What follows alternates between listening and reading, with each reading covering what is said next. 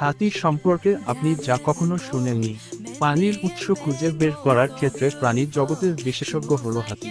কোথাও বৃষ্টি হলে এরা কয়েকশো মাইল দূর থেকে তারা টের পায়। বৃষ্টির সময় অল্প ফ্রিকোয়েন্সিতে যে শব্দ হয় তারা সেটা শুনতে পায়, যেটা কিনা মানুষের বোঝার সক্ষমতা নেই।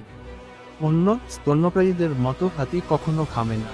শরীরের তাপমাত্রা নিয়ন্ত্রণে হাতি ব্যবহার করে তার লোম এবং বিশাল কান দুটোকে।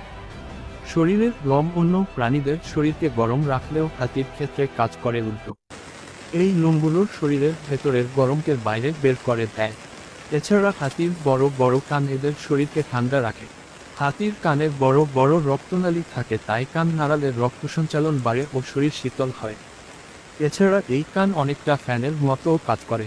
বন্ধুরা, আমাদের চ্যানেলটি সাবস্ক্রাইব করুন, ভালো লাগলেই লাইক, কমেন্ট করুন।